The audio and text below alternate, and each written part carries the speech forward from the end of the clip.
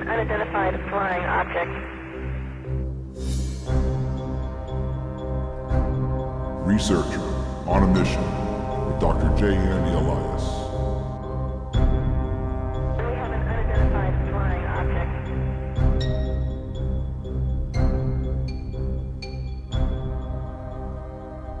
Welcome back to another episode of Dr. J Radio Live. Of course, I am your host, Dr. J, and co-hosting with me live in London is my good friend Johnny Webb, where it happens to be 3 a.m. in London as we speak. Johnny, how's everything going in London? Well, it's a pretty chilly night here, Dr. J, but I'm sure it's going to warm up pretty quickly tonight. I would hope, I wish we had a little bit of the chilly weather here in California. But besides from that, before we bring on our superstar guest, I want to give everybody some UFO news brought by you, the listener.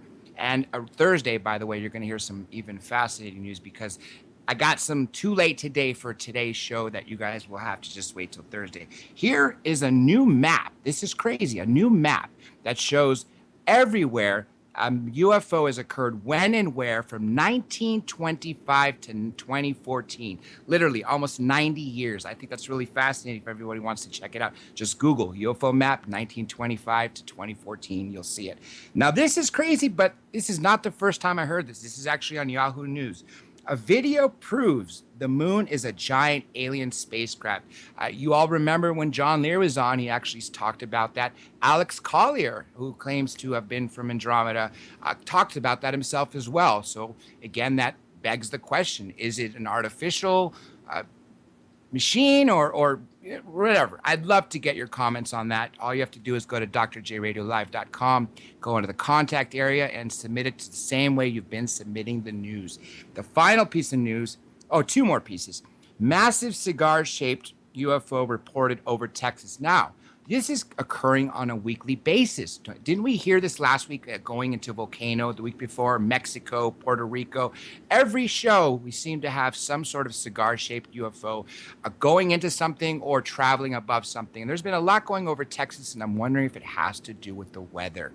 Here's the final piece of news I'm going to give for you. Now, this actually doesn't shock me too much. Virginia resident surmises that UFO caused traffic accident, and this is out of Petersburg, Virginia, and this comes courtesy of Open Minds. The reason why I don't think this is too surprising is, think about it. If you're driving on the freeway and you see a giant disc or triangle or cigar-shaped craft, wouldn't your eyes all of a sudden be focused on that?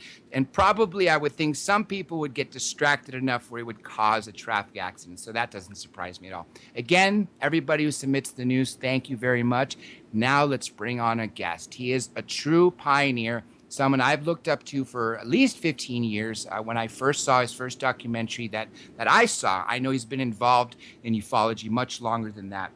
And that happens to be the one and only David Sereda. Mr. Sereda, welcome to the show. Thanks for having me here, Dr. J. Well, I'm going to go, actually, you've produced several movies. The latest short is The Vortex. I remember, of course, a lot of people, because this went viral in the sense of the amount of coverage it got from Larry King, Unplugged with Dan Aykroyd, and of course from Here to Andromeda, which is, if I'm not mistaken, is millions of hits right now on YouTube and around. And I know the DVD is still selling, but what got me on my radar was the evidence for the case for the NASA UFOs. And, of course, the tether incident. I was not aware of the tether incident. Now, we're going to progress the show into where you've evolved to now, but I was hoping we can begin with that. What got you to look at NASA, to actually look, as them for the ultimate proof, to wake up the world as being the evidence that we really need to understand that we're being visited? Well, back in the early days, I started meditating every single day by the time I was 18. So you really, as a meditator, you start to develop a very, very sharp mind for details. But I was also a professional photographer, and I'd won a lot of awards in my school days and had gallery showings before I was even out of high school with fine art, black and white photography. And so I knew a lot about cameras and film and the development process and anomalies in film. And I was actually approached by another photographer friend of mine in Vancouver named Michael Boyle, who knew this guy, Martin Stubbs, this program manager of a cable TV station, Shaw Cable, in North Vancouver, who was just putting VHS tapes in, recording space shuttle missions live, and nobody was doing this. I mean, he was recording, hour by hour, minute by minute. He had hundreds of tapes. And it was Martin Stubbs, when I met him, really incredible guy, really great guy, really heartfelt guy, who was really also very passionate about these anomalies that are appearing on these space shuttle mission tapes. And Stubbs wasn't the first, because there were some space shuttle missions that showed objects that suddenly went shooting out into space. And when you see the black and white, low light level, super ultraviolet and infrared sensitive cameras the shuttle's using, they're always in black and white. And that's where the anomalies seem to appear. And so Stubbs had this tether incident, which was his real prize piece of footage, as well as a lot of other amazing missions like STS-80, STS-45, and of course, we're talking about STS, Space Shuttle Mission STS-75, which was February 1997, I believe, off the top of my head. And so when he brought me the footage and I looked at it, the first thing I wanted to know is the camera. And I wanted to know from the commentary on the camera why it was seeing things that were not visible to the naked eyes of the pilots and the camera operator. The camera operator in that case was Claude Nicollier, and you can clearly see that when they look through their eyes, they're not seeing the same thing they're seeing through the camera. So I got into dialogues because at that time I was working as a small defense contractor in Irvine, California. We were working in the areas of nuclear fusion and also in landmine and bomb detection. So I had a lot of good contacts at NASA that I could just, share the video with and ask questions. And I was dealing with a scientist named Joseph Knuth III, who was the head of the astrochemistry branch at the Goddard Space Flight Center in Greenbelt, Maryland. So that's where my main contacts were. And the letters went back and forth, and his answers were very uneducated when it comes to cameras. And he was clearly avoiding the camera's sensitivity to seeing invisible light. See, humans, we see the rainbow spectrum. We see from the color red all the way, to the color purple and violet. And very few humans can see ultraviolet near, ultraviolet far, and ultraviolet extreme. So ultraviolet is divided into these three categories. But there's huge bandwidth in the three categories of ultraviolet. And beyond ultraviolet, you have X-rays and gamma rays. So there's cameras I found out from NASA there were contracts to retrofit existing cameras and put in new CCDs that could see into different parts of the infrared spectrum as well as the ultraviolet. And Dr. Knuth III confirmed to me that this particular camera on the Space Shuttle mission STS-75 was able to see near and far ultraviolet photons, particles of light. And I've got that actually verified, and I still keep all those old emails. And then, in addition to that, I was able to get a letter from NASA, which I have never released to the public, on NASA stationery, that says the make and the model of the camera. And this is no ordinary camera. Now, what's kind of funny is my very first radio show I ever did was with Art Bell in the year 2000. And he had James Oberg arguing with me about this particular footage. And the moment I mentioned that the camera can see into the near and the far ultraviolet, and I had proof, the whole show snipped. It was gone. There was an internet broadcast, and then there was a separate ground-based broadcast, and both broadcasts were snipped in the same second, and they're not related technologically.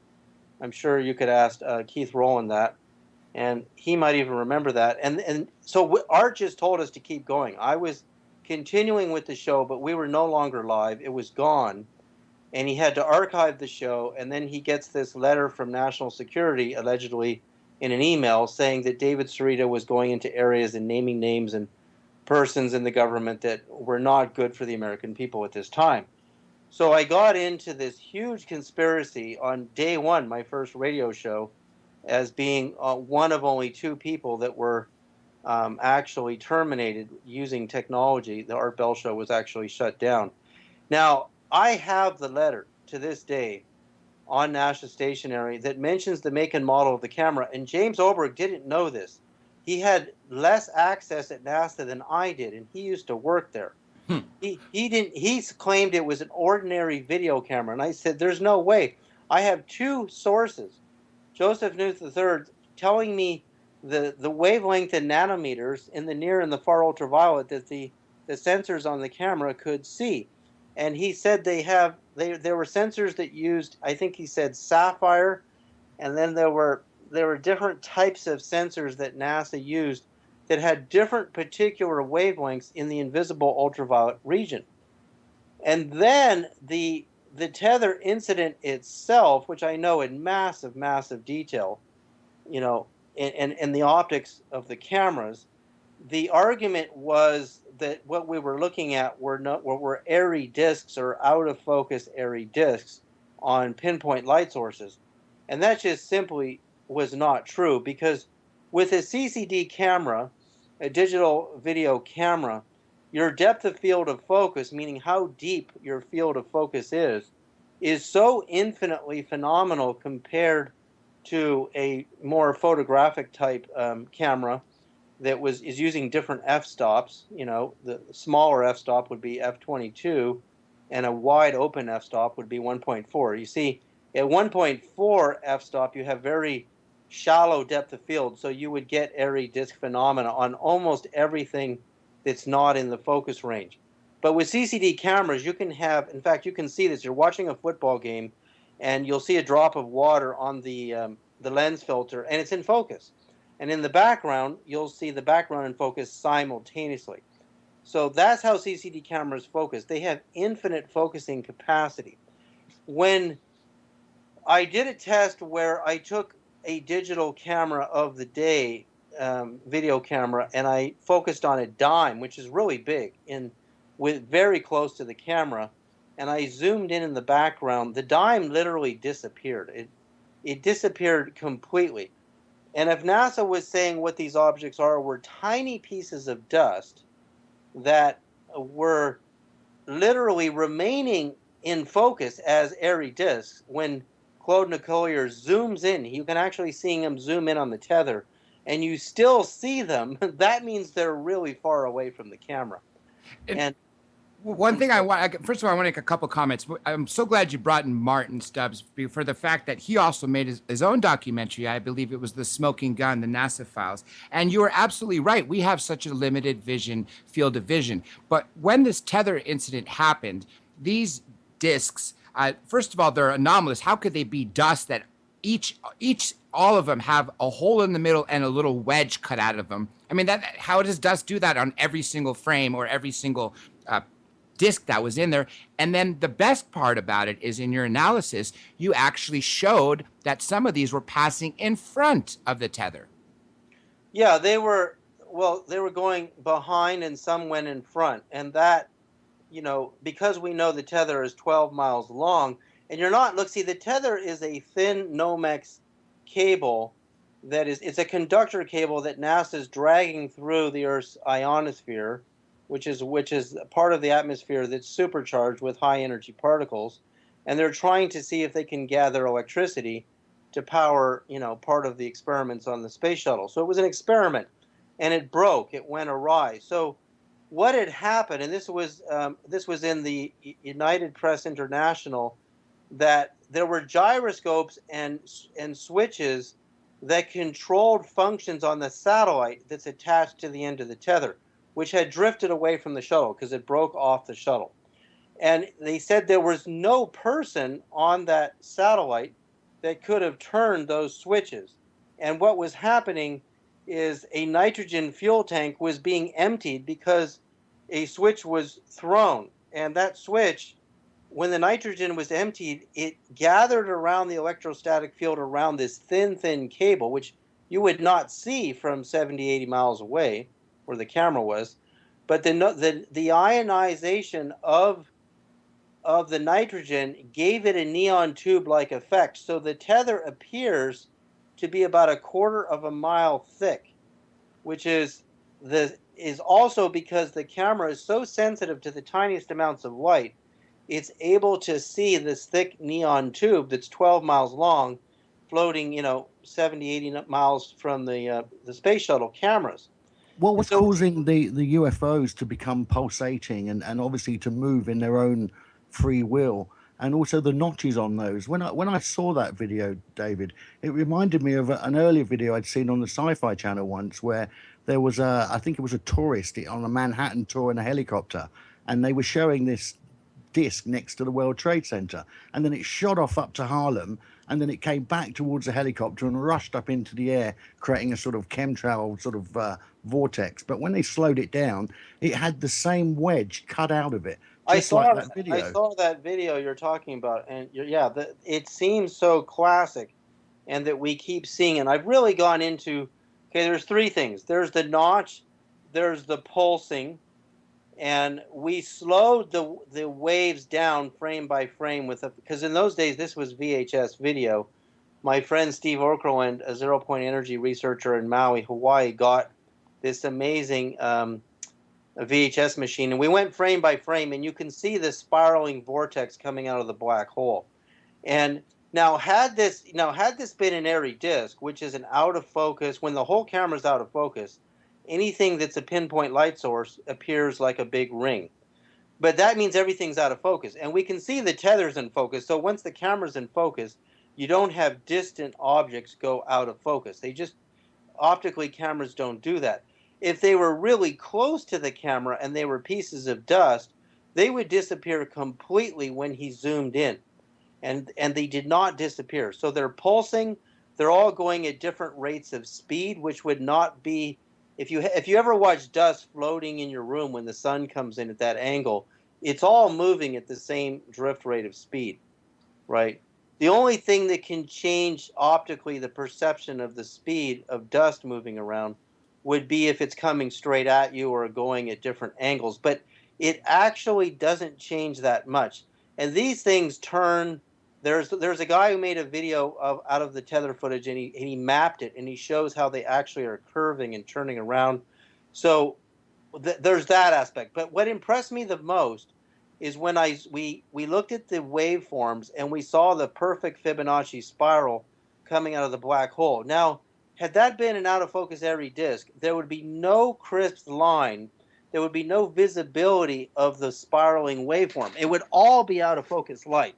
You don't get a camera out of focus and get anything in focus in a shot. So you can take any video camera and throw it out of focus, and there's no detail focus sharp line anywhere in the photography. And when the History Channel not Ancient Aliens, it was Patrick Uskert show, hunting UFOs. Yeah, they tried to UFO hunters. disprove the tether, and they really did a bad job. Like, they don't know enough about cameras. Like, yes, you can do this with, and I've done it too, where you can create an airy disk phenomena, but you have to throw the whole camera out of focus. And Claude Nicollier says on the camera, I cannot adjust the focus any better than that. He actually says that on the NASA commentary. So he's running the camera. Once the camera's in focus, there's no airy disk. Unless it's a piece of dust near the camera, you zoom in and you won't see it anymore. There won't be an airy disk anymore. It's all gone. And I've done this. So that means that all of the arguments by amateurs like that show are just false, because we have a crisp spiraling vortex. If you watch my film The Vortex on Vimeo, you can really see where this vortex stuff all goes. Then what happens is, this was actually in the beginning, it was January 2000, when I had this experience in my apartment in Vancouver, Canada, when I was in the middle of this whole thing. And in the middle of the afternoon, I literally, optically, in the afternoon, I see Tesla and two other luminous beings. Tesla was luminous. He was like an enlightened master. And he was wearing a white robe with a gold cord with these two other beings. and they flashed this mathematical model called the galaxy clock vortex mathematical model into my head in the middle of the day. And I saw this with my own eyes. It was an incredible mystical experience. And when you're watching Evidence the Case for NASA UFOs, you'll see me take that vortex out of the NASA UFO and the tether incident, and then I'll map it on my galaxy clock vortex mathematical model, which proves faster than light energies, how black holes eventually produce faster than light energies, and how to create wormholes without any mass. See, when you think of creating an Einstein-Rosen bridge or a wormhole to create a shortcut between 2 points in space-time, if you have mass, it takes way too much energy to produce the wormhole. It takes the negative energy of 100 million suns for a whole year to produce a wormhole big enough to fit a quarter through. But if you have a zero mass spacecraft, you've pulsed the metal or the structure of the craft and reduced its mass gravity to zero, you can make a wormhole Rosen bridge with a tiny amount of energy and go faster than light. So I was given all this information by Tesla in the middle of the day, and then when we were editing the film in Los Angeles with my editing partner John Johnston, we were looking at there's the different phases of the wave. We were seeing a collapsing ring wave and then the spiral, and it kept repeating over and over and over. And I thought the chances of this repeating and this being a piece of dust is just billions to one. Like, there's no way in the world this is a piece of dust. So I'm arguing and arguing with Joseph Newt III, and then I opened up contact at with a physicist named Louis A. Frank, who is an award-winning astrophysicist who was already in the middle of this huge discovery at NASA of these invisible, what appeared to be hydrogen, oxygen, water-based phenomena, balls. He thought they were balls of water that were showing up on satellite still photography cameras in the ultraviolet. So is this what Martin Stubbs was calling like the new phenomenon or new UFO? The fifth kind or the sixth kind, where I believe on one incident the space shuttle's hatch was permanently being locked. They couldn't open the hatch, and Mr. Stubbs was describing that it was possibly these little, when they slowed the footage down, you could see these little wisps of red lines, and he was saying that this is a sort of critter. Was you talking regarding that? well, see, those shots that Stubbs is showing were showing actual geometries of different colors. And there's a shot where the astronauts are actually saying, "Hey, did you see that flash? I saw that flash of light in my mind." And he knew his brain had lit up, the astronauts, when this event was occurring, and they were locked. They were locked, and the shuttle bay was locked, and the cameras are rolling. And Stubbs is taking in those days it was interlaced video, so you had two frames of video like two hair combs stuck together. And when he deinterlaced the frames, he was seeing these super psychedelic colored geometries and that were appearing in space, and the astronauts saying, "Did you see that flash? I just saw that flash in my mind." And later, that was a phenomena that greatly disturbed NASA, because the only answer they could come up with is there was a gamma pulse that lit up the astronaut's brain. It transferred this huge amount of energy and caused his brain to light up and produce this flash. But I don't think that's what was going on at all. I think what we're dealing with here are super pure light, vortex energy consciousness that actually are enormous in size. Later I'll tell you about experience I've had where I've actually met them in the out-of-body dimensions. And what the astronauts were experiencing is something very similar that happens when you start meditating and really getting into opening your consciousness.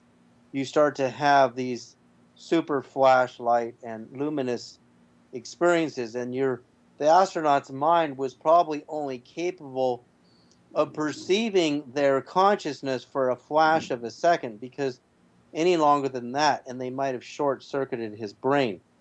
But that again, that subject of the flashes of light in their brains was answered when Stubbs took the video frames apart, and we see the green and the red, the beautiful color geometries appearing. Even Edgar Mitchell meditates to this day. When I asked him off air about meditation, because there was a course that he was involved in that has something to do with unlocking your potential of your brain. We're absolutely going to get there, because I think the consciousness is really the missing key, and I'm so glad you're involved in it and teaching people how to unlock their brain to the fullest potential and reach that level. But before I get there, I want to ask you this.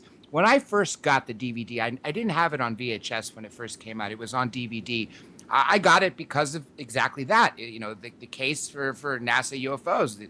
And I saw Dan Aykroyd, and he was feverishly promoting it and how important it was. How did you get involved with him? Well, what had happened is, see, I had known Pamela Anderson when she was very young in Vancouver, Canada. I was actually her first photographer. And I had this stream of these different, super beautiful women that I was photographing in those days. And one of the women that I was very good friends with, in a few years later than meeting Pamela Anderson and working with her, I met this woman who knew Dan Aykroyd and knew his partner, John Lyon, a very good friend of his, and I think he's a film producer, John Lyon. And John Lyon asked me to give him the NASA tapes. This was before I went on Art Bell in 2000, and I didn't even have a DVD then. I didn't have a film called Evidence to Cast for NASA UFOs. So Dan looked at the footage, was so blown away at the space shuttle tapes. He was just looking at the VHS, the raw footage, and we didn't even show all of it in that DVD. And then he asked to meet me, so we ended up meeting at the House of Blues regularly for a while. And then he said he would do a cameo introduction to the film because I couldn't get a distributor to distribute this, outlandish, film that was really going really out there on these NASA UFO phenomena without some kind of support. So Aykroyd put his name on it. I flew to New York. We barely had enough money just to get there. And we released it on VHS. Somebody transferred it to Google Video, and it quickly got over 1 million views. Our video sales tanked, and then we went to DVD, and that was in late 2000. We released it with Terra Entertainment, and then it went on DVD when DVD technology arrived, and then after that, it's the internet. Everybody was hijacking my films, all of them, and you just couldn't really make a living making documentaries so much, because it just ended up spreading so fast, and millions of people saw the NASA UFO film that I made. And then, of course, you went and did the famous Dan Aykroyd Unplugged on UFOs. And I love the way you had it, where you said he's just a brilliant mind, and you just had to sit him in front of a camera and speak. And that was one of the most watched DVDs at the time, because there wasn't so many commercially available as you could find on YouTube. So I was building my library of everything from the 80s, anything I could get my hands on. And that was one that I found on Amazon and was just blown away. What was the reaction from him after that? Because I know he got some negative feedback from some of the skeptics and all that. Is he still involved in ufology with you? Oh yeah, no, we talk. We've even talked recently. In fact, he would have these regular dinners at the House of Blues and in Sunset Boulevard, and I met my wife that way, Crystal. I mean, Dan was walking down Sunset Boulevard, met my future wife, and said, "Hey, come to a dinner at the House of Blues." And he sits her down right in front of me, and we both went. She was born in L.A. I was born in Canada, but I was raised in California. She was born in California, but raised in Vancouver, Canada. And turns out we were both into UFOs, and she was gorgeous, and we got married and had a baby. So, he changed my life. I always tell Dan, my little daughter would not exist if I never met you. My wife would not exist if I didn't meet you. He's really like a super, godfather type being to me, and I love him dearly, deeply in my heart center. I love Dan so much because he changed my life, and I'm grateful to the women that introduced me to his business partner and him, and we've stayed in touch over the years. When he wasn't, the Dan Aykroyd Unplugged on UFOs got released. It got slammed by the Hollywood Reporter. You know, it's amazing the people that review these things. They have, you know, you got Gordon Cooper, who's an astronaut, a U-2 test pilot, and he's saying he chased UFOs in Germany, you know, after the war, after World War II. And some guy in the Hollywood Reporter thinks that he doesn't know what he's talking about. I mean, who are you? Have you ever flown a U-2 plane, you know, Mr. Hollywood Reporter? Have you ever, you know, flown in space and you can actually say that this astronaut doesn't know what he's talking about and you do? Well, they destroyed it. The reviews destroyed it. They couldn't believe Dan Aykroyd was doing it. And Dan Aykroyd and I went on Anderson Cooper. There's a clip on YouTube today of him and I on that interview. He went on Rita Cosby, MSNBC. We went on Art Bell, George Norrie together. We did so much promotion, and the DVD was ripped off. I mean, we were never paid. That's sad. That's sad. But you know what? Thankfully, you're still out there. You're still putting a lot into ufology and waking people's minds up. And now I'm going to segue to something super important: the meditation and consciousness. I don't think disclosure is going to happen by POTUS sitting in front of the White House lawn saying, just so you know, we've been visited and we've had a lot of crash and retrievals and they're here and just thought you know, we've been lying to you for decades. I don't think that's going to happen. I think the only way it's going to happen is if enough people become aware and raise their consciousness to the level where they can have contact themselves. Do you think that's the way? Because you actually had your own contact. Well, see, for me, the universe isn't happening without consciousness. It's really funny to me when you see these physicists trying to calculate the second after the Big Bang, and they're calculating time, which is a human invention, you know, that we invented the way we count a second and a minute and an hour and a day based on our planet's rotation around the sun every 360, you know, some odd days a year. And it's really funny to me that they're going, okay, this is what happened then. But who's watching? Who's watching the Big Bang? Who's watching the universe form? You're pretending that there's no consciousness, these physicists, but they're using their consciousness to measure and make calculations using their math. But there's no math even if there's no consciousness. So what do you make of the Hadron Collider? You know, the CERN that they're using. So, you know, jumping ahead, you know, to the Large Hadron Collider and how a high energy experiment and how frequency affects consciousness. You know, I developed you can see it on my website at davidsereda.net. I have these transmitters, these vortex energy transmitters, which you can also see in my movie, The Vortex. And I started walking around in Sedona, Arizona with a voltmeter in my hand. And I'm going to answer your question because it's a really big question. And of course, I noticed if you put the red and the black probe, the positive and the negative, the human body is electrical. And I remember Nikola Tesla saying, you know, we're not separate from electricity. A lot of people think that technology and human consciousness are two separate things. But the more you study the human nervous system and the electrical activity of the human nervous system and brain, and then you understand how electricity works in machines and in technology and computers, we're not separate at all. We are electrical beings. We have electrical resistance in our nervous system, which resistance is the resistance to the flow of an electron, which is the E in electricity. And the resistance causes an ohmic kind of a vibrational radiance or field of energy surrounding the electrical circuitry. So if I run electricity through a coiling of wire, you spin copper wire around a cylinder, which is what Tesla did. The centrifugal action of electrons spinning in copper at 2/3 the speed of light causes a field to envelop around it and radio waves to be born, and those radio waves travel at the speed of light, and the electrons travel at the speed of electricity depending on the conductor material at less than the speed of light. Well, the nervous system's kind of similar. We have electricity in our nerves, mostly ionic and synapses and communication between nerve cells and brain cells. and billions of them happening at any given second, and they radiate into a field of energy known as the human aura. And this field is actually electrically active and receptive. You see, if I take electricity in one copper wound coil, and I take another copper coil at a distance to that with no electricity in it, I can measure electricity in the copper coil with no power going through it through what's called inductance, which is the transfer of electrical energy from one coil to another. Well, you see, your DNA are these little coils, these sacred geometry coils in the middle of all your cells. There's a virologist, a scientist that discovered the AIDS virus. His name is Luc Montagnier.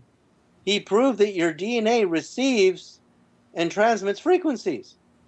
So your DNA in the middle of all your cells, your countless billions of cells, is a transmitter receiver, which means it's connected to a field of greater consciousness and energy. So you go back to those astronauts on the space shuttle, and they're saying that they saw the flashes of light in their brains. You see, they were confused because they had no training of what happens with consciousness when you go into space. They obviously didn't spend any time talking to Edgar Mitchell about his incredible experiences with consciousness traveling, from the moon back to the Earth. So what I'm saying is that electricity and frequency really, really significantly impacts the state of consciousness that you experience.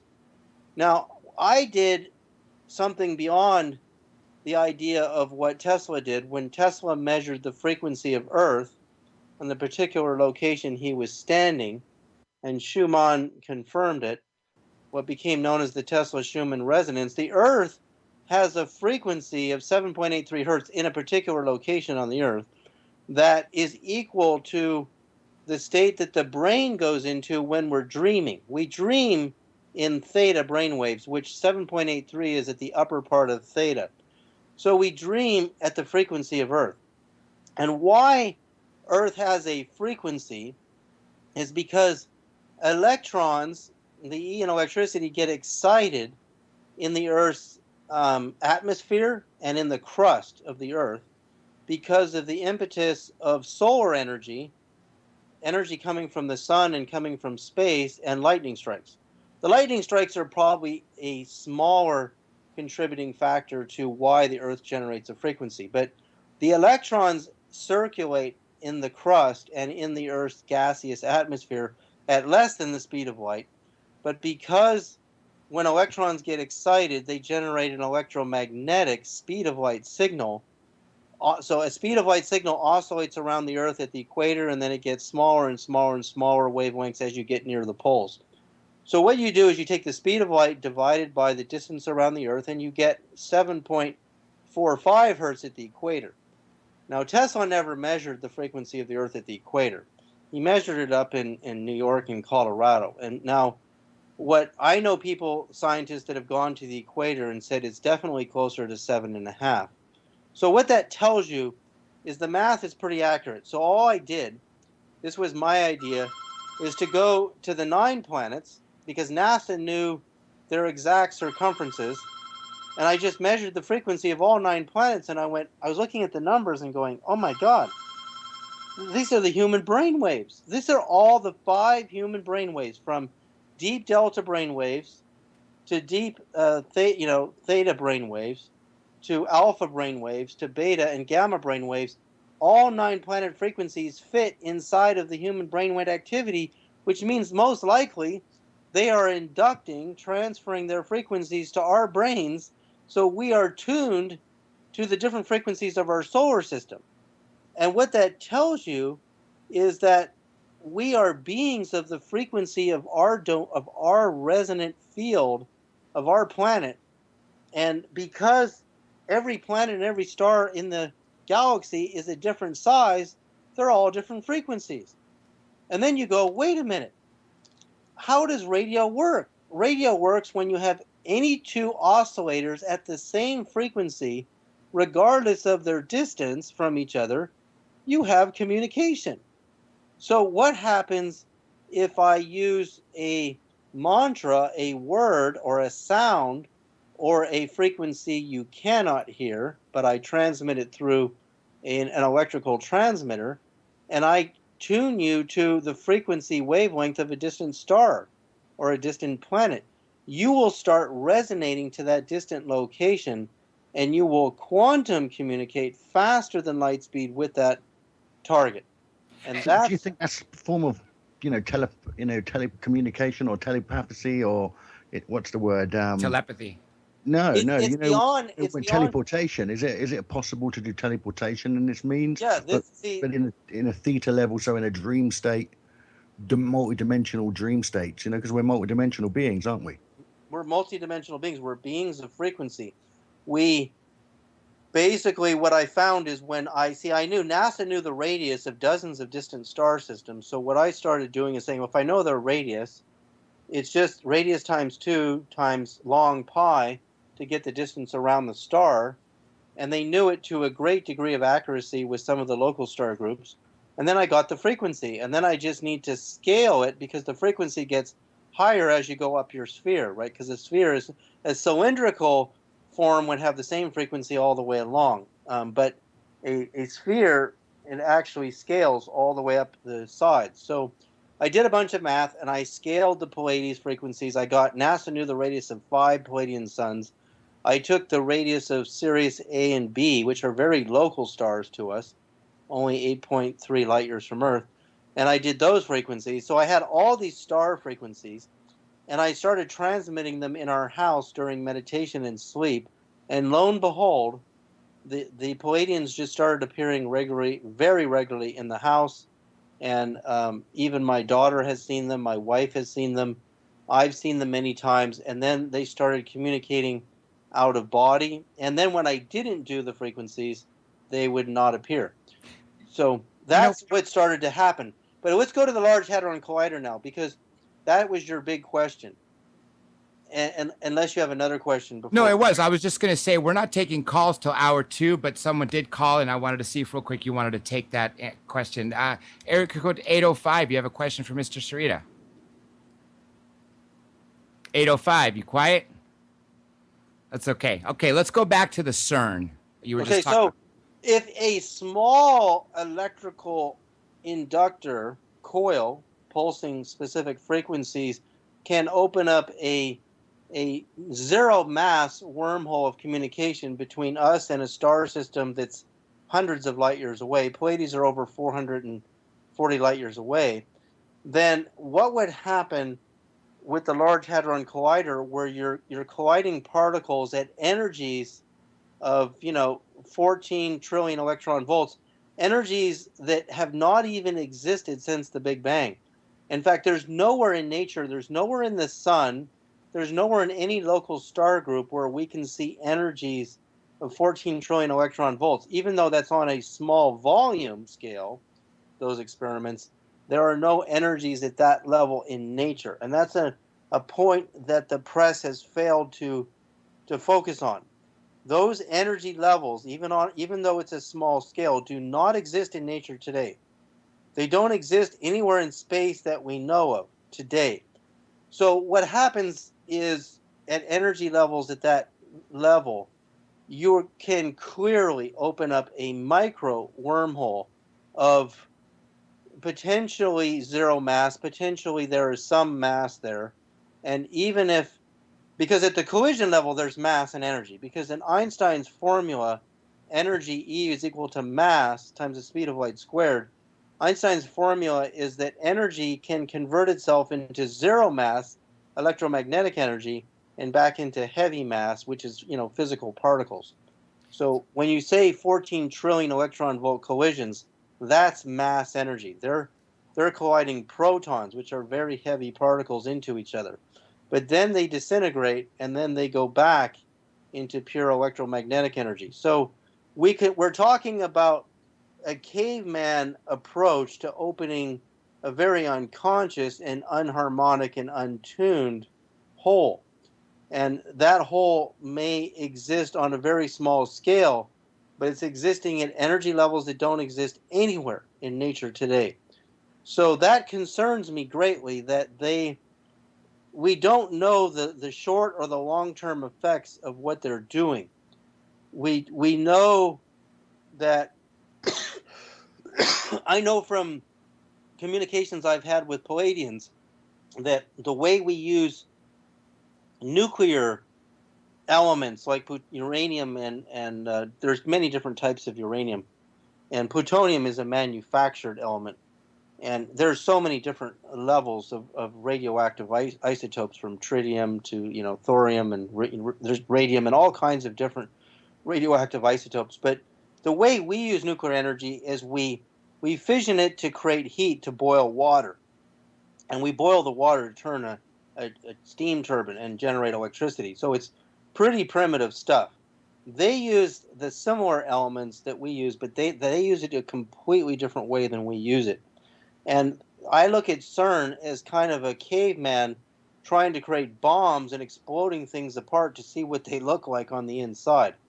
And I understand particle physics quite well, much better than some very good PhD particle physicists. I know a lot more about the particles and their mass and their energy, and how different particles seem to transmutate into other particles, and where it all goes. I've taken all the orbits of the big particle collisions at CERN and other places and mapped them on my galaxy clock, and I can clearly see what's going on with matter. And there's quite a bit of an illusion there. They're naming different particles, taus and neutrinos and electrons and muons and all these different things, but what it really seems to be is at different energies and wavelengths, particles seem to shapeshift into each other.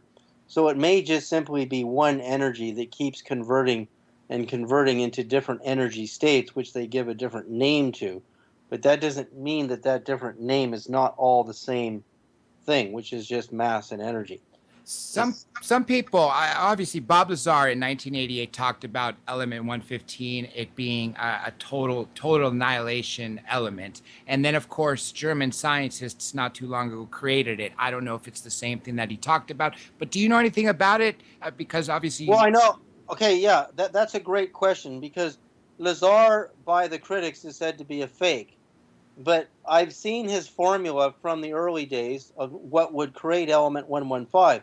And, I knew Glenn Seaborg, who the particle, the Seaborgium, is named after. And he was the discoverer with Macmillan of the explosive plutonium isotope that led to the atomic bomb. And Seaborg chaired the Atomic Energy Commission under 3 presidents. I was having lunch with Seaborg at the Lawrence Berkeley National Lab because I was working with Bogdan Maglich, a partner of his, and they were working on helium-3 based nuclear fusion, a non-radioactive form of fusion. And I was telling Seaborg about the UFO I saw in Berkeley in 1968, and I said this lab would have had a perfect view of that UFO because it's sitting up on the hill, and I lived as a kid in 1968. I was 7 years old, and we lived down at what was known as the University Village in Albany, and in the South Bay of San Francisco. So I see the UFO, perfectly clear day, and after 20 minutes of watching it with crowds of people on the street, it's like a micro wormhole opens up in front of the UFO and swallows it, and you see these shimmering waves and it's gone. Well, I was lecturing at the Bob Brown conference in Laughlin, Nevada some years back, and then this gentleman, after my lecture, comes up to me in the elevator, shows me his badge. He says, I'm a scientist, and I work at the space lab on the Lawrence Berkeley National Lab right on the hill. And he said in 1972, we all witnessed a UFO right outside the windows. And these are big glass windows. And I said, that's only a few years after my sighting. But in my sighting, in the following days, the Palladians appeared to me in my dreams and were showing me how their spacecraft work, where they're from. They don't call the stars Pallades. They just showed me what they looked like. And they were much taller than us, blonde hair, blue-eyed, very loving, very kind beings. And, I was 7 years old. I had no one to talk to at the time. But the point is, there's a consistency to a nuclear research facility, and right over the hill is Lawrence Livermore.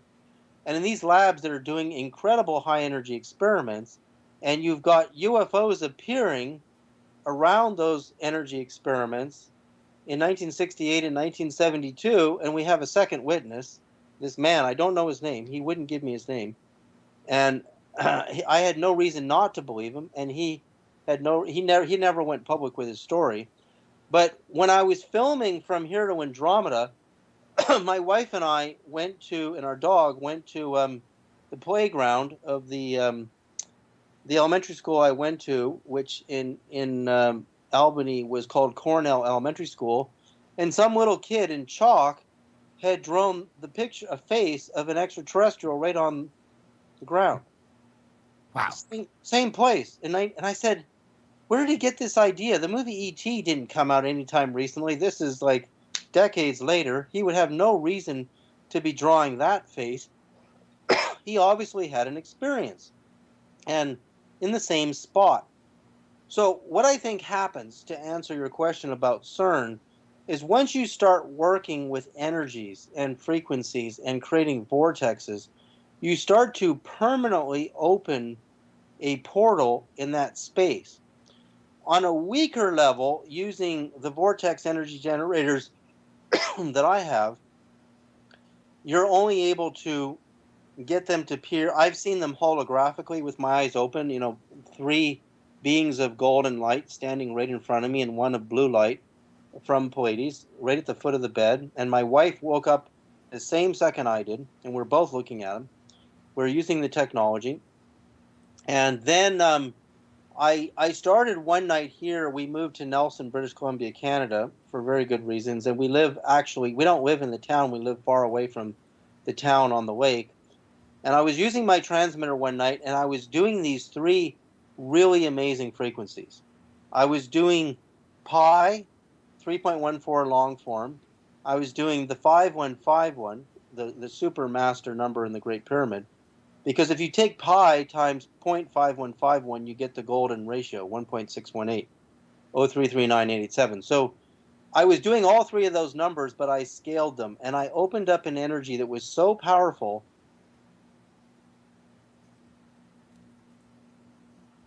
Did we lose you, Mr. Sereda? Muted out. Hello? Yes, Mr. Sereda. You still there?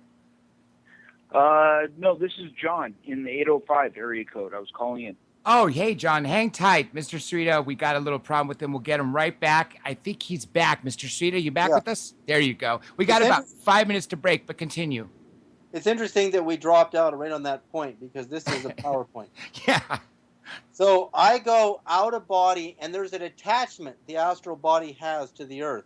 The yogis say that the astral plane is between the earth and the moon, and to go beyond the moon, you have to awaken your light body. So I start leaving earth.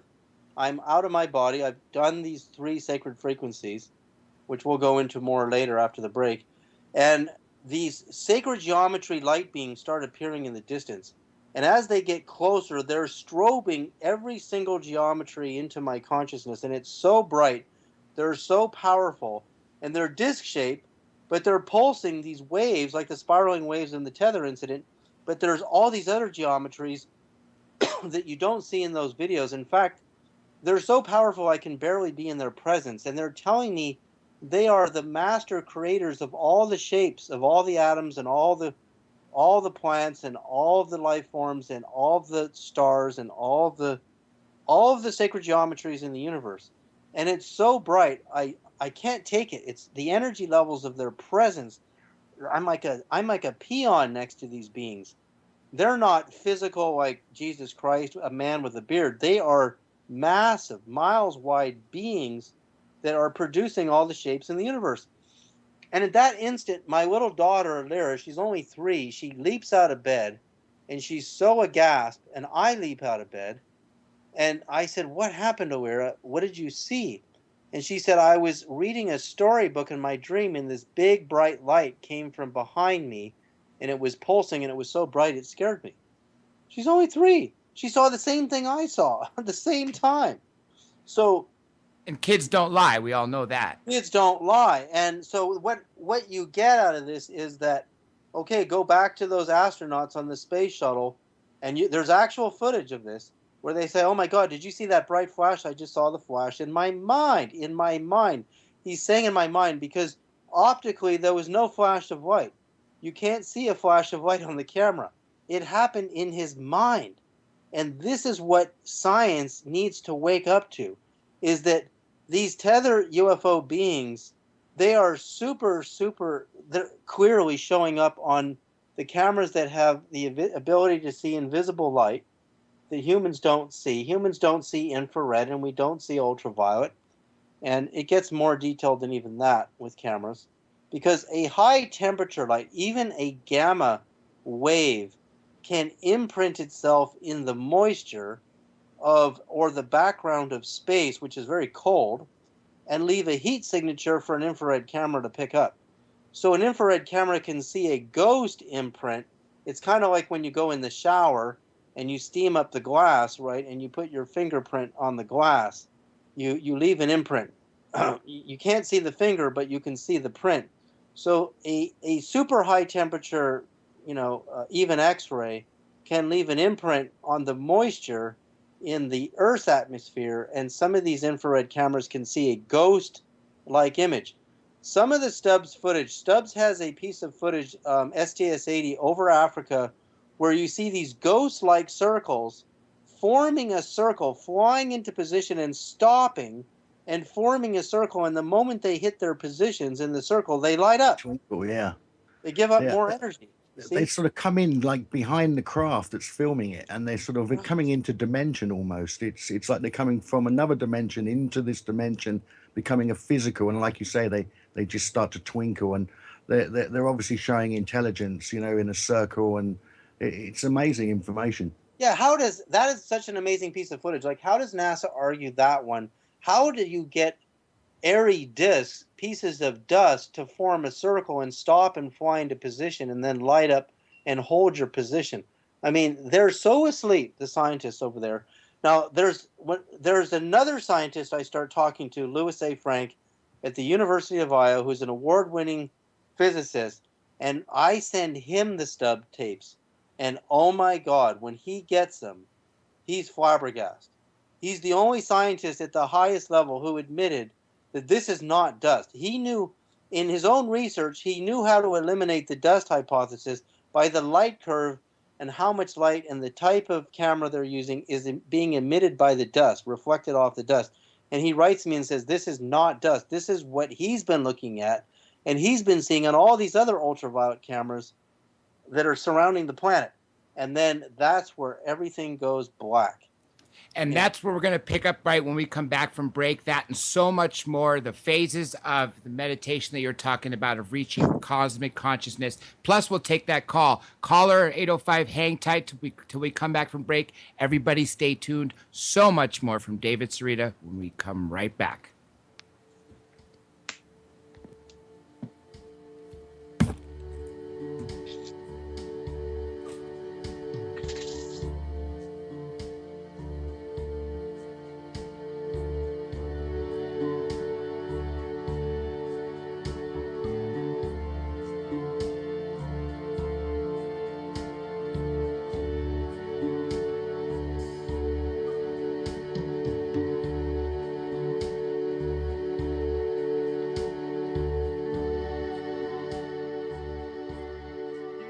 Welcome back to Hour 2 of Dr. J Radio Live. Of course, I am your host, Dr. J, and my co-host live in London, Johnny Webb, and associate producer, Danny Benton. And we have been speaking to the one and only David Sereda. Before we continue, if anybody has questions this hour, by all means, you could either tweet them in or send them in the chat room or call in at 818-923-1713. 818-923-1713. Before we take that first caller who's been on hold for quite some time, real quick, just give you some updates.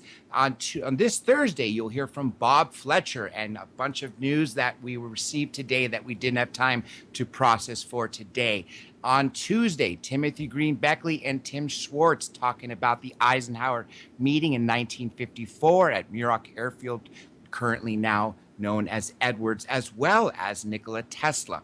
Also on YouTube, we have recently released the most current one that we have is Daniel Sheehan and, of course, Peter Levende. Those are both up right now. And what's going to be released that hasn't been up yet, give me some time to get some good footage for him, is Nassim Harriman, Georgios Tsoukalos, Jason Martell, and of course, John Anthony West. With that being said, I want to turn it over to David Sereda first before we go into our three callers that are standing by. Mr. Sereda, let's tell everyone where your website is, davidsereda.net. We know that you've produced 4 films that I know of. Just go ahead and tell everybody what they can find on your site and what's new for you. Well, what we have on my site is we have my harmonic field transmitters, which you can work with. They come with many different star system frequencies. They come with the frequencies of the 9 planets. They come with healing frequencies. In fact, and we have these transmitter wands. I just got an email from a registered nurse who's been using our wands and our frequencies on some serious cancer patients, and they're actually turning around. She's just blown away that this is actually working in her 50-year career as a registered nurse. So there's very exciting information for healing, as well as for helping you tune to distant targets, just different star systems and different planets. And I'm constantly looking for, different stars that NASA knows the radius on to open up astral stargates. So I call this remote viewing with frequencies. Is Project Astral Stargate is at davidsereda.net. And I also have all of our crystal pendants that are harmonically treated crystal pendants, which also people can get custom treated with a Palladian or Sirian or different Stargate frequencies. And I have my online meditation course that is now comes on flash drive with 26 different lessons. And I've been doing meditation every day for 35 years. And I really learned how to get into deep, deep ecstasy, bliss states, expanded consciousness states naturally. No chemicals, no plants, no nothing. Just pure expanded state ecstasy, cosmic consciousness.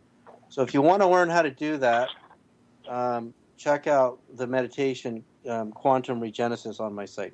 It's, again, davidsereda.net, and I will write this for everybody in the YouTube description when this video is archived for this show. Now, again, we got 3 callers. I'm going to take them in order, so everybody who's calling, by all means, keep your background noise to a minimum and wait for your area code to be called. The first one that's been on hold since hour 1, he was quiet at first, but he announced his name. 805, I believe you said your name was John. You still with us?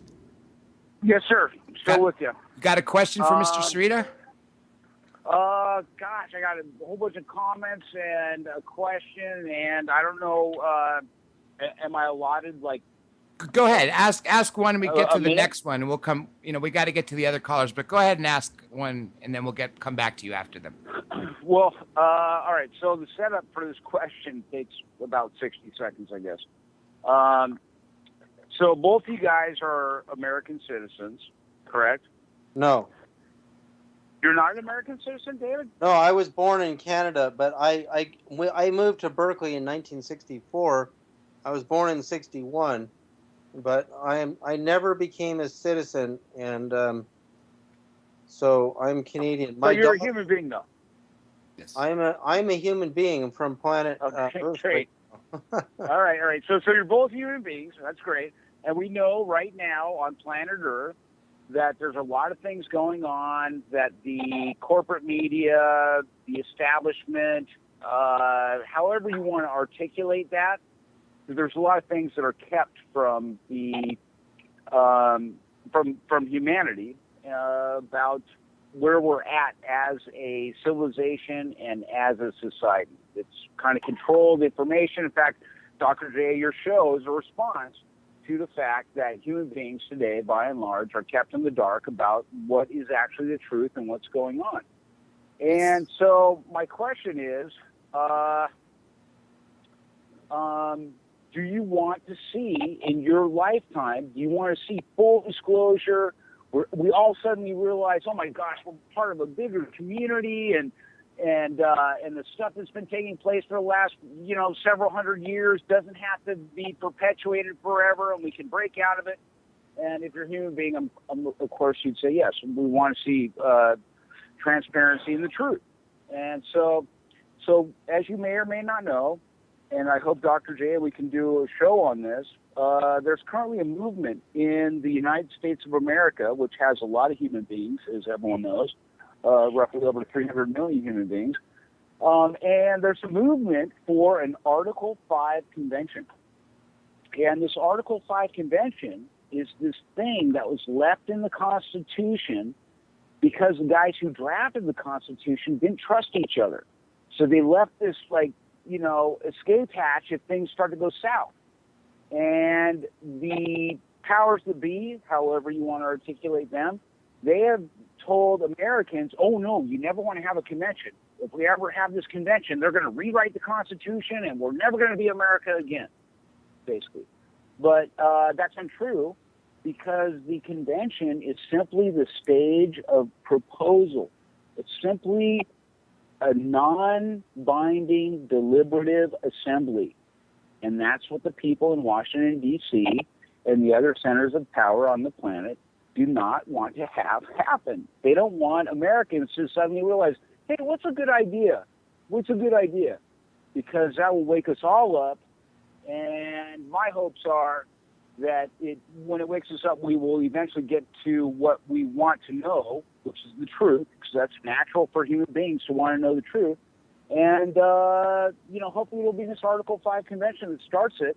So I'd like to have, you know, I hope we can have a show, Dr. J, about the Article 5 convention, and there's more Americans now than ever talking about the need for it, because they see that governance is off track, and our approach to existence as a species is, you know, everyone knows it's wrong and we can do better. So that was my comment, and I guess my question is, David, as a Canadian, would you be in favor of seeing an Article 5 convention in the United States of America? Well, I certainly believe that shows like this are giving people the disclosure that they want. The people that aren't brainwashed, that have the ability to listen to true evidence and data, you know, very thoroughly, are the people that are going to receive the disclosure on an intelligent level. I don't think the general public has the ability in mass number to really understand this. So they don't look for disclosure because they just simply believe everything NASA is publicly telling them.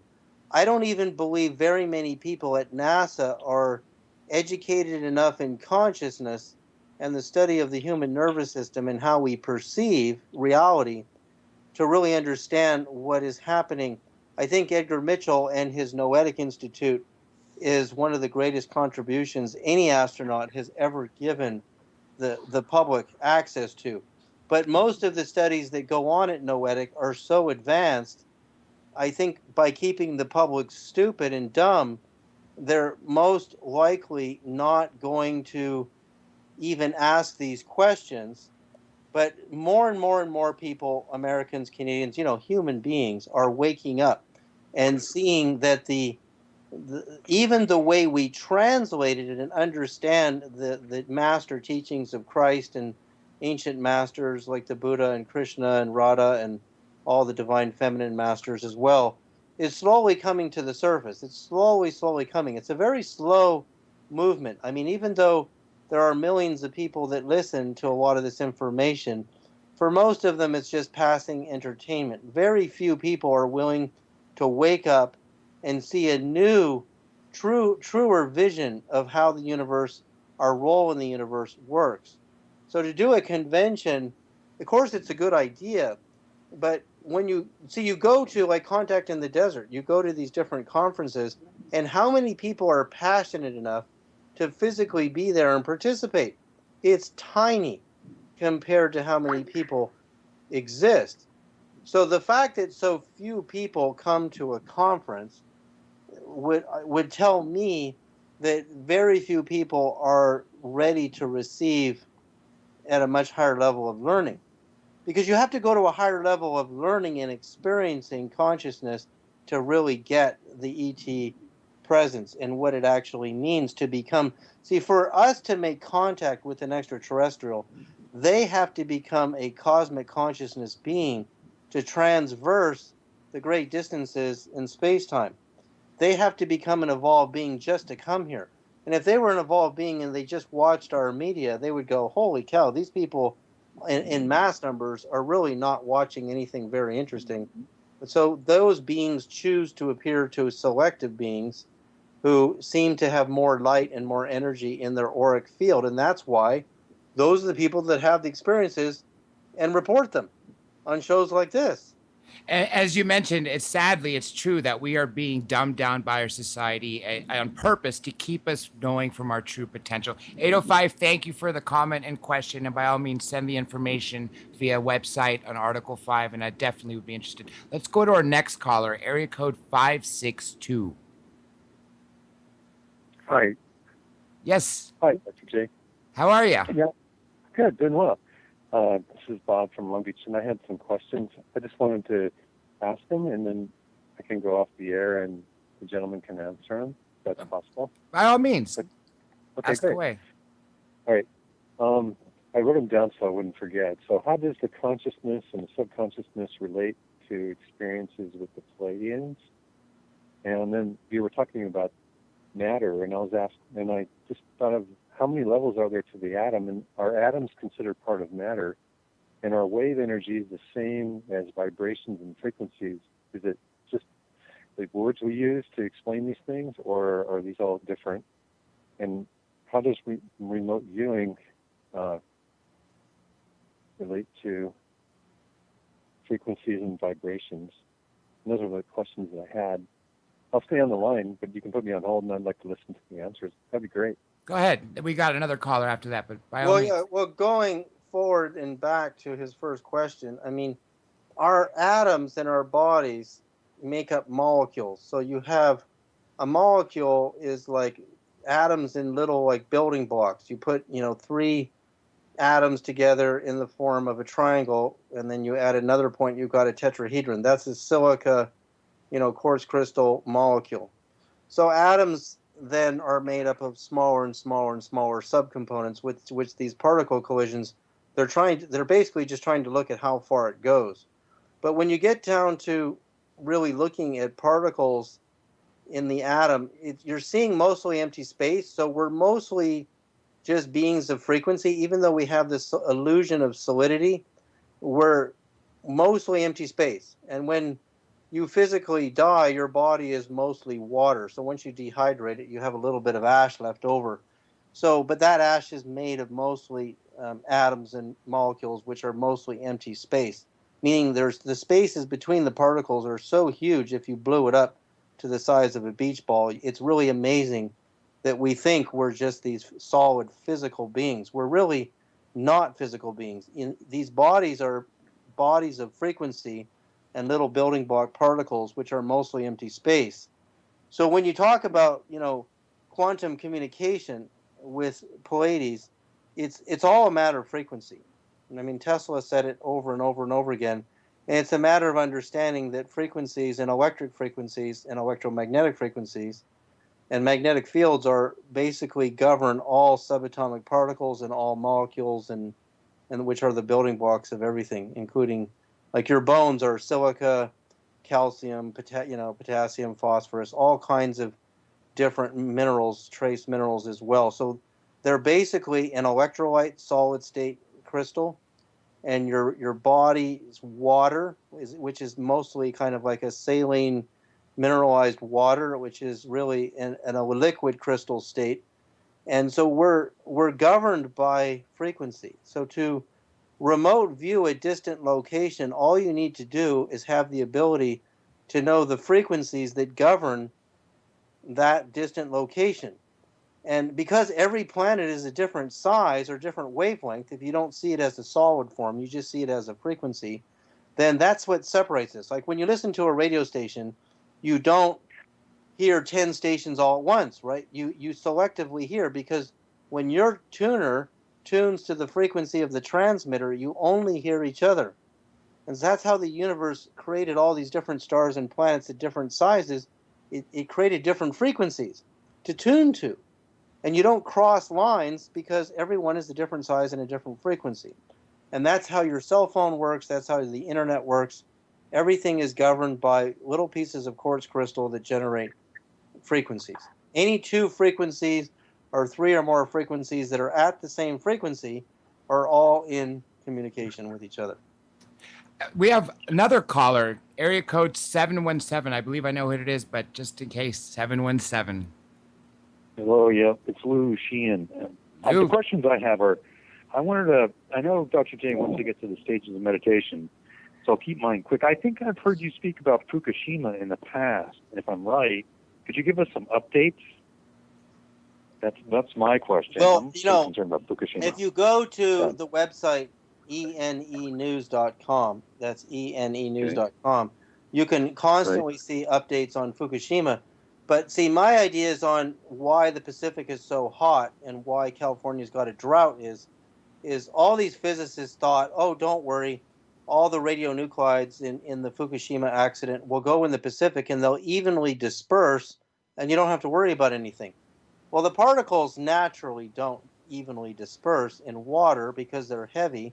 And remember, you're boiling water with actively fissioning radionuclides in those power plants. So when they disperse, they're going to heat up the Pacific because that's what they were doing. When they were concentrated, they're boiling water at extremely high temperatures. But when they disperse, they have the ability to raise the temperature of larger bodies of water by smaller degrees, but those smaller degrees can kill all of the microplankton, the phytoplankton, which are the base of the seafood chain. And that's why there's no sardines. I mean, all the reports from Canada have been there's no sardines. The starfish are all dying.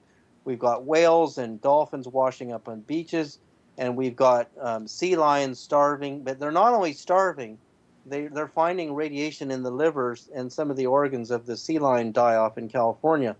So what you have is this slight increase in temperature in the Pacific creates high pressure, and therefore nothing can come in to that region of the west coast of the United States weather-wise. There's some other new theory that the thermal pollution from this underground volcano off the coast of Oregon is heating up the Pacific, and that would nowhere near, definitely would produce some heat, definitely would affect weather. But that wouldn't explain how long this drought has been going on because it's, definitely a contributing factor. They both contribute. But I don't think the answer to cleaning up the pollution in the Pacific, for example, the cesium, is being treated right. I mean, I said this before on George Norrie. All these radionuclides have a particular frequency. Cesium is just under 10 gigahertz. So all you have to do is transmit harmonic frequencies at the frequency of cesium, and you can restructure all of the cesium in the Pacific because it's all in communication with each other. Any two forms of natural oscillations that are at the same frequency are at the speed of light at least communication with one another. So if you tune to the frequency of cesium and you send harmonic healing frequencies like the golden ratio frequencies, and you transmit it at the frequency of cesium as a carrier wave, you should be able to restructure a lot of the damage in the Pacific. But there's also other ways of getting a particle to stabilize as well. And I believe John Hutchison, the Canadian anti-gravity scientist and metallurgy scientist, is working in Oregon right now on means of restabilizing radioactive materials. But the scientific community at large that governs decisions that could turn everything around in the Pacific are so slow and so stupid, they won't do anything progressive like this. They just won't do it. I actually got an email and a call from the University of British Columbia because somebody heard me, liked the idea I just told you, but they said that we needed to get some money to do some testing, and they couldn't get any money, so nothing ever happened. So meanwhile, the Pacific is dying. Everything's dying. They're finding black mold on the fish in the Pacific now, which is a byproduct of the radiation. They're all denying radiation, of course, because they don't want to admit that they made a mistake, that, oh my God, it didn't evenly disperse, and the parts per billion or trillion are not there. And if you go to enenews.com right now, there's some news that some very concentrated areas of radionuclides in the Pacific will be colliding with the West Coast intensely in 2016. Well, we've already seen people, we've already seen people take their Geiger counters out to the beaches in Marin County and show 400 counts a minute on their meters. And you don't want to see 50 counts a minute, in my opinion. I mean, I knew John Goffman, who did all the studies under the Atomic Energy Commission and Glenn Seaborg at UC Berkeley. He did all the studies on the harmful effects of ionizing radiation. And he told me personally, because I knew him, he taught me over the phone, and I've studied his research before he died, that 60 milligauss and higher, you see seriously increased cancer levels. I mean, 60 counts a minute or higher on your Geiger counter, or you would see a very steep increase in cancer. So we've already seen 60 counts a minute and higher in many American cities after Fukushima. Now everybody says, well, let's just meditate and send good vibrations, and we can raise and affect the Pacific. Well, in Claude Swanson's book, The Synchronized Universe, some of the best Qigong meditators in the world try to use consciousness to stabilize radioactive materials and prolong cancer. And the best ones, the best meditators, could only increase the length of time that cancer would develop, but they couldn't stop it. So that's my argument to that. You got to treat this at a way higher level. You got to use frequencies to restabilize the tritium, the cesium, and the uranium and plutonium that is in the Pacific right now, and other radionuclides that are very, very deadly. The Fukushima disaster gonna- is truly, truly devastating. And as you mentioned, it's affecting sea plankton all the way to the top. Obviously, it's going to affect every human being, especially with all the fish we eat. We got a little under 30 minutes left of the show, and I absolutely want to get into the topics that are super important to you and cosmic consciousness. Johnny's got a question real quick. I'm going to let him ask that, and then we'll gear back into the 3 stages of consciousness and then, of course, reaching cosmic consciousness. Go ahead, Johnny. Well, good evening, Dr. J. It's a couple of questions I've been given here from our European listeners, and it's Paul in Edinburgh, Scotland asks, the Dogon tribe in West Africa was some ancient communication with the Sirius B constellation, and how are you able to communicate with beings such as Tesla in a light form? That was the first question. And our second question from Martin in Denmark asks, is the US Jade Hell martial law exercise really a secret preparation for asteroids that will wipe out mankind sometime in September? Well, those are great questions. Well, the first one, it's definitely clear that consciousness is a frequency tuner, just like a radio is. And it's when I met Tesla, if he's talking about the experience I had when I met Tesla, I was pulsing my body with the frequencies of Saturn.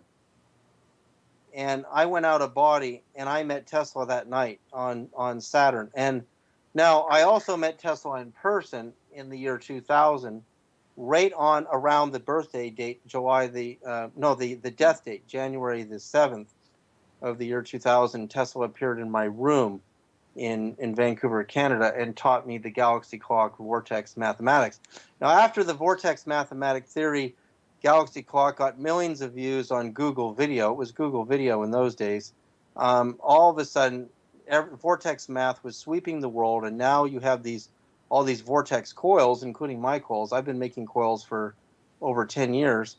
And now you've got Rodin coils and Marco Rodin. Actually, Marco Rodin was really fascinated by the galaxy clock and told me that in person.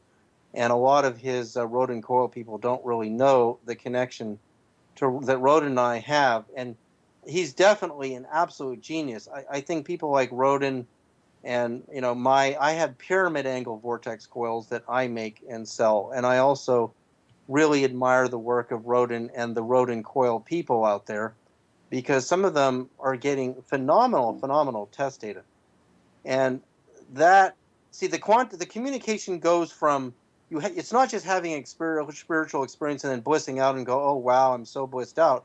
You get a formula or solution to how to build a technology that could change the world through these experiences. So my communications with Pleiades have been very specific about how the craft work, how the anti-gravity drive works, and then even more advanced than anti-gravity is how do they open up the micro wormholes to physically move and teleport a physical object, spacecraft, and pilot to a distant location that would be impossible using any type of thruster drives to get to. And so that's where this all goes. It goes that far. Open up the micro wormhole. We actually got another caller, a brand new 818. Welcome to the show. What's your name? Ginger. Ginger. You have any questions for Mr. Sereda? Yes, I do. Ask away. Do I need to wait? No. Go ahead. Okay. So I've heard you talking about dreams earlier, and I've had this fascination with lucid dreaming because I've been having this happen to me for the last few years, and it's actually becoming more and more frequent. So I've got a few questions. First, what do you make of this realm that I'm experiencing? It's just, I don't know what to make of it. It's just incredible. That's the first question. Second question, what can I do to maximize this experience? How can I utilize it to just make my waking life better, you know? And well, first of all, you know, the dreaming world is got different strata or densities to it. And when you get lucid, you're super clear. You're really in control, just like you are in your body. You're not being swept away by the dream. You're actively participating. You can find your hands. You can see your the form that you're in that dream body, and see it very clearly. I mean, when I met Tesla, pulsing the frequencies of Saturn, which is Dante's seventh heaven, by the way, the Saturn is, and Tesla appears to me in the dream, and he reaches into my astral brain and makes an adjustment, and then he says, go look in the mirror and see who you really are. Ooh. And I go look in the mirror, and all of a sudden there's this explosion of light that comes from my belly and starts radiating out, and then my whole chest tore open and just blinding light ripped out of me, and I started expanding like the rings of Saturn into this tremendous ecstasy and bliss. And Tesla said, that's who you really are. You're really just this cosmic bliss and this expanded state of consciousness. So the dreaming world, it goes from it appears to be your physical astral self, and then it goes into more and more luminous light body experiences where you awaken the light body and the astral dreaming self actually dissolves. It disappears. And when you get your light body switched on, that's when you're really free of the matrix. That's when you can no longer be imprisoned in any type of a hell realm or any type of a prison realm or any type of a limitation to the ability to move around the universe. And that's what my online quantum regenesis meditation course is all about. You know, we use breath, sound, and harmonics to and meditation techniques to really get your light body switched on. So we have the dreaming body, which, you know, in the dream, there is still some fear that you're still physical. There's still some fear that there can be pain. You're much freer. I've had experiences in the lucid dream state where I jump off a mountain and I crash and I hit the ground and I create a crater and I climb out and I go, I'm not this body.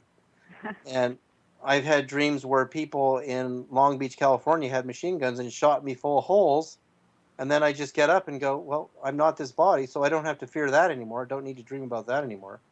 So there's layers and layers of realization in the dream state. I mean, the yogis of India believe that you can become enlightened just through your dreams.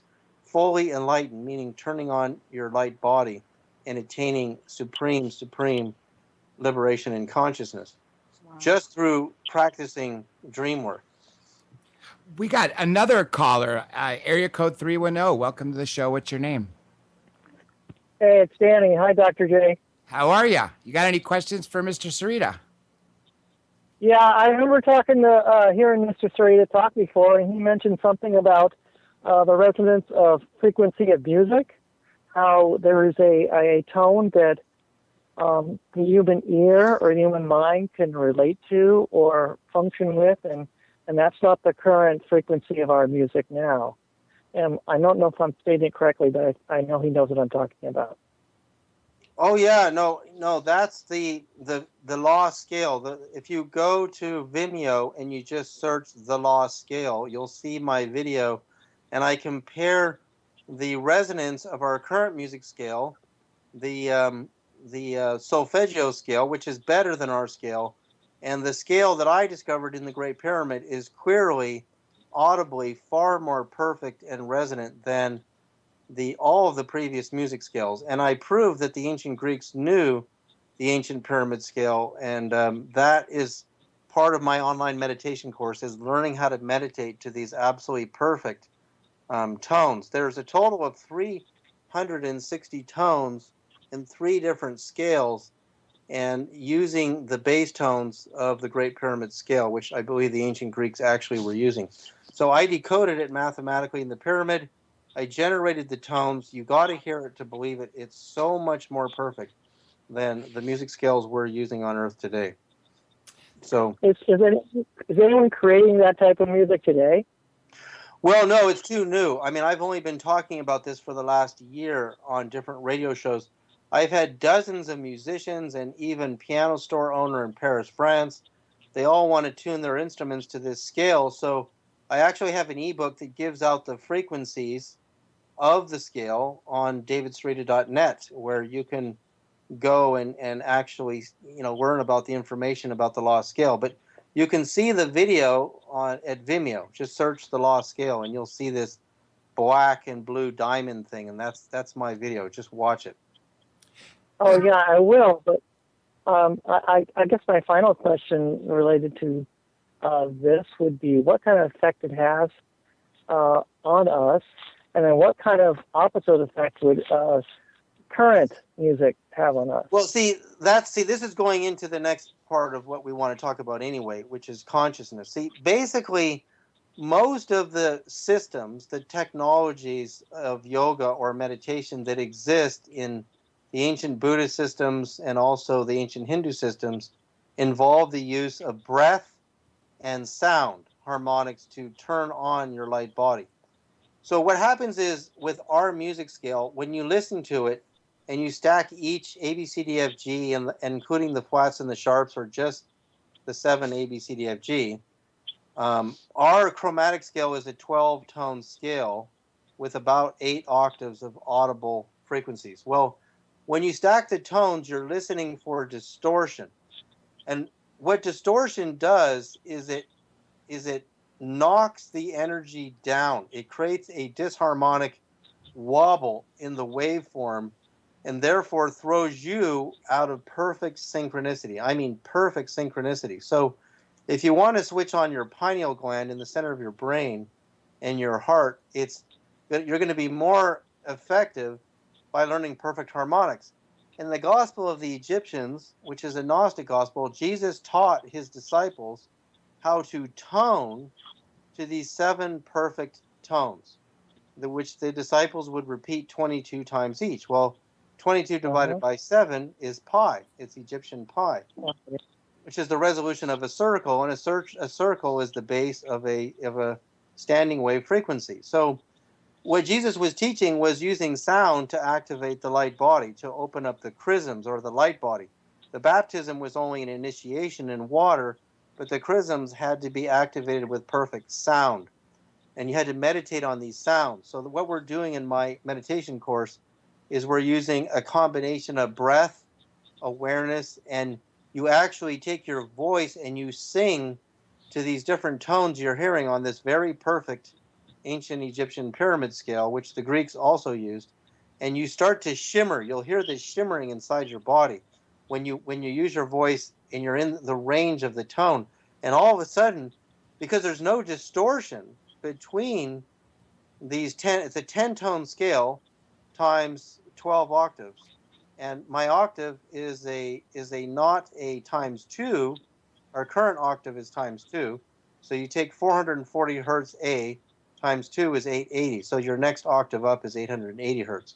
But my octave is phi, 1.61803398887.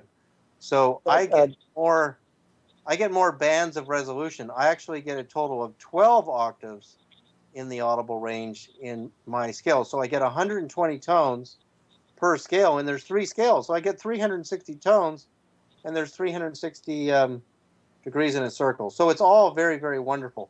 The people that have been taking the course and doing the meditations to the tonings are reporting pretty amazing experiences. I mean, everything from seeing luminous light in their sleep to seeing sacred geometries in their sleep in their third eye to experiencing greater peace and greater spatial awareness. But you have to, the idea with meditation is you just keep doing it over and over and over. You keep practicing these tones. The music that we're being subjected to on our scale is only, it's slightly out of phase. It's not grossly out of phase, otherwise it wouldn't sound good. But it's Was that done just, purposely? Was that done purposely to keep us from a state of consciousness?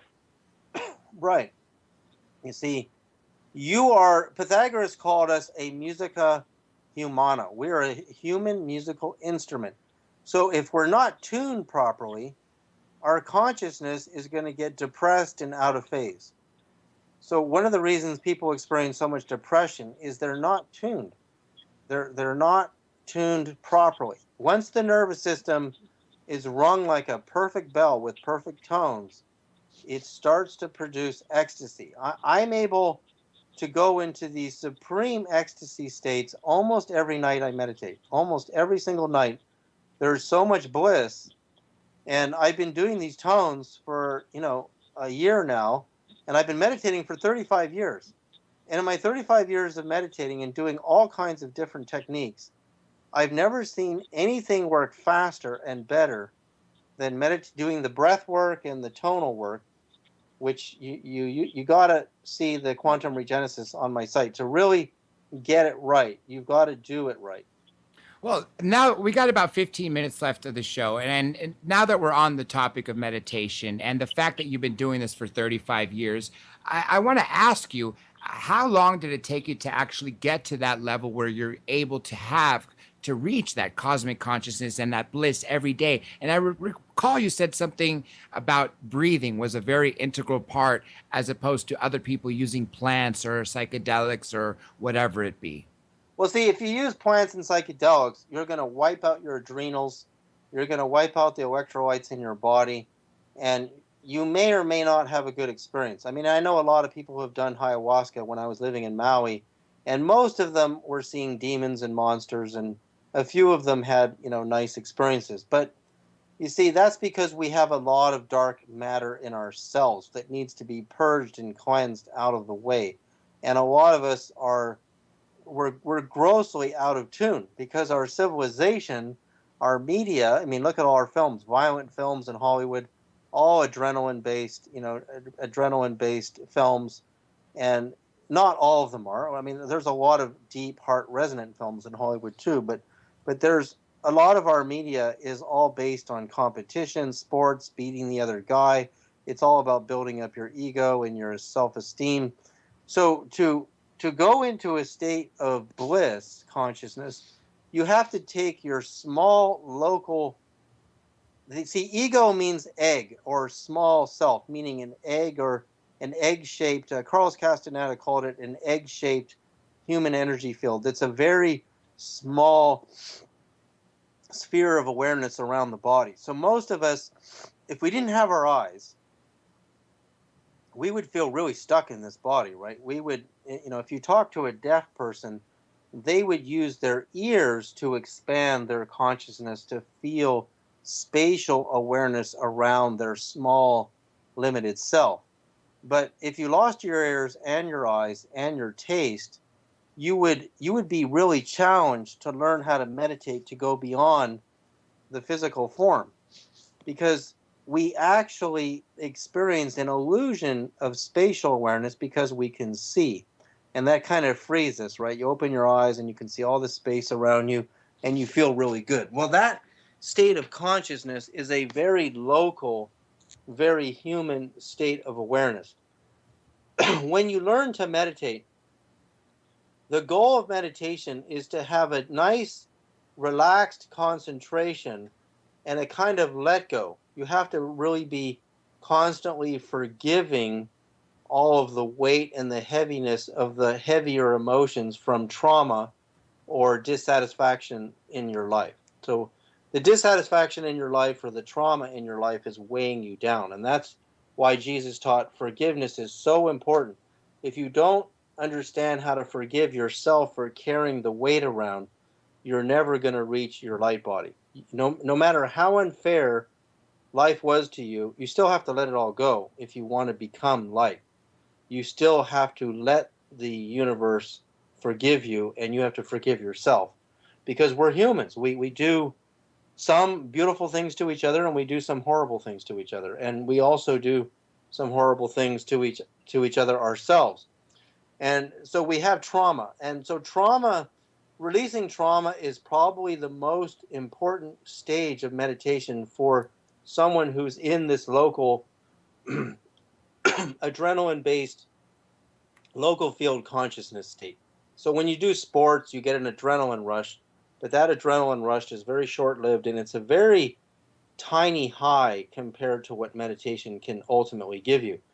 And we can have great sex, and we can have this great, orgasmic release and energy, and that doesn't last, incredibly long either. But it is a big part of the human energy system, the sexual energy system. So it's not something to be ignored in meditation. I mean, it's definitely falling in love and resonating in your heart center is really what increases the energy field of the human aura.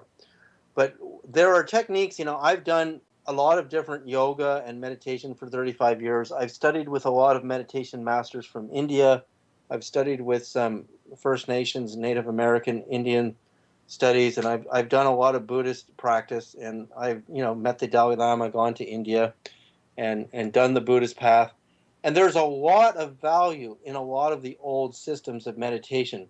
But what I've found over the years is there are three major techniques in the meditation process that can give you the greatest results much quicker. So, because your question was, how long did it take you? Well, when I started meditating every day by the time I was 18, and I never stopped, and there were times when I was meditating 7 hours a day. When I was putting in 7 hours a day, even in the beginning, I would have massive, massive spiritual experiences that nobody would believe. Going out of body and going through the 7 levels of heaven, for example, in these blinding supernatural paradise realms.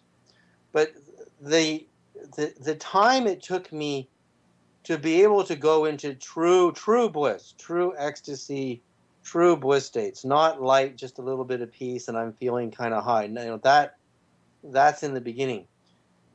I started to realize that the technique and the way we interpret the teachings of the Buddha or some of the Hindu techniques in the Western civilization and the way I was taught from different gurus, those techniques are very slow.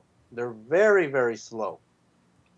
There's a much deeper level of the way to get into higher consciousness. See, consciousness, it eventually wants to break free of the body. It doesn't want to be stuck in this little thing. And especially as we get older, I'm 54 this summer.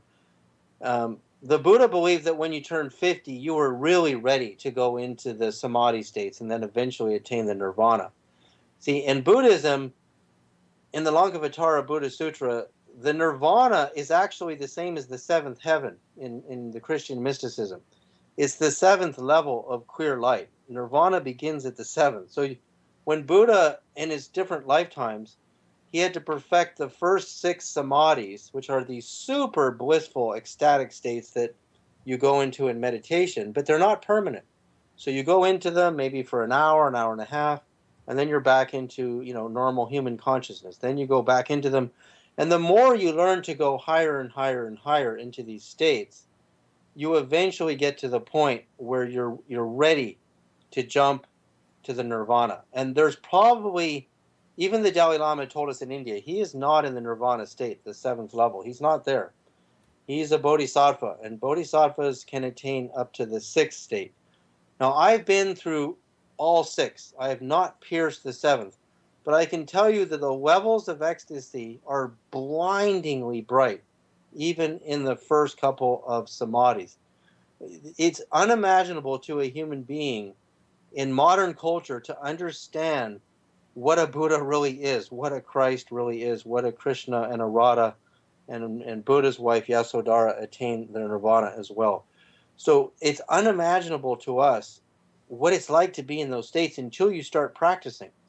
When you start practicing, you go into concentration, and when your concentration is uninterrupted and gentle, nice concentration, then you go into true states of meditation. And once you reach meditation, you start to perceive some bliss and deep peace.